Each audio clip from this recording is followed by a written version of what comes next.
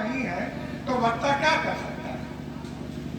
तो मुझे बड़ी पीड़ा हो रही थी, कार्यक्रम बहुत विलंबित हो रहा है, लोग एक एक करके चले जा रहे हैं, लेकिन सौभाग्य मेरा ये है, एक भारी भरकम श्रोता आ गए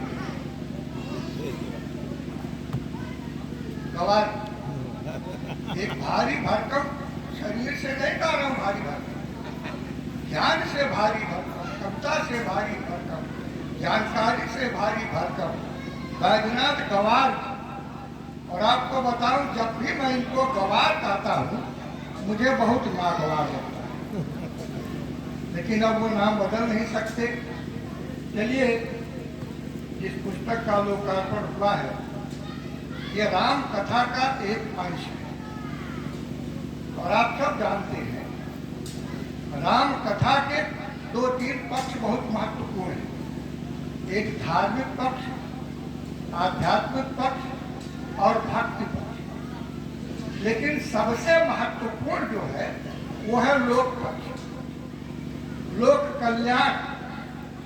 आप ये भी जानते हैं कि जैसे पूर्ण सलिला भगवती भागीरथ लोक कल्याण के लिए धरती पर अवतरित हुई, उसी तरह लोक कल्याण के लिए राम कथा को रचनाबद्ध किया गया। पहले संस्कृत में वाल्मीकि जी ने किया, उसके बाद अनेक भाषाओं में हुआ, लेकिन सबसे ज्यादा लोकप्रिय जो हुआ वो तुलसीकृत रामचरितमानस हुआ, क्योंकि उन्होंने उसको लोक की बोली में, लोक भाषा में, अवधि में रचा।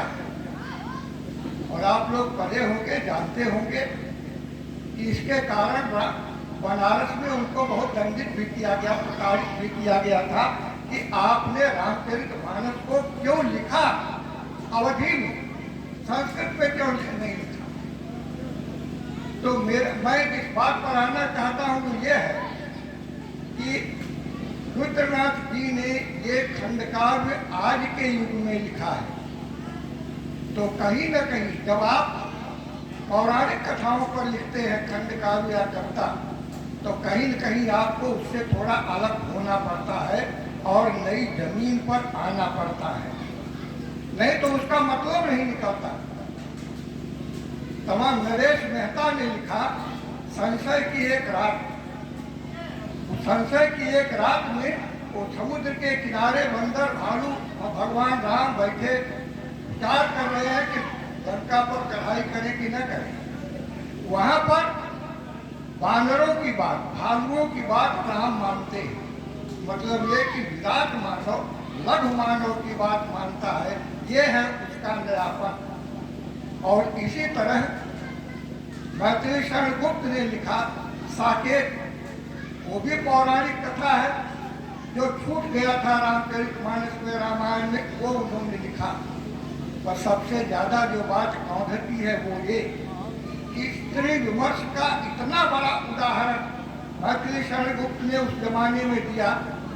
जब लौट कर आते हैं राम और लक्ष्मण रात को उर्मिला से मिलते हैं, उर्मिला जब उनको लताड़ती है कि मेरे 14 वर्ष कहाँ गए, क्या उसको आप लौटा सकते हैं? आपको वनवास नहीं हुआ था, आप खुद वन को गए, मुझे वनवास हो गया, तो मेरे 14 वर्ष का क्या है?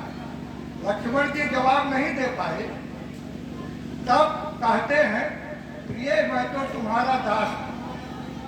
उर्मिला कहती है दास बनते हो किस लिए? मुझे दासी बनाना इसलिए।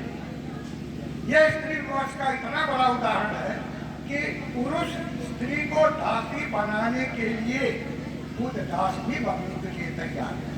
ये मैथिली शरण ने तब लिखा। आज स्त्री विमर्श की बाढ़ आई हुई है हमारे समाज में, और ऐसे संदर्भ में, ऐसे समय और माहौल में रुद्रनाथ जी ने एक बहुत अच्छा खंडकाव्य लिखा।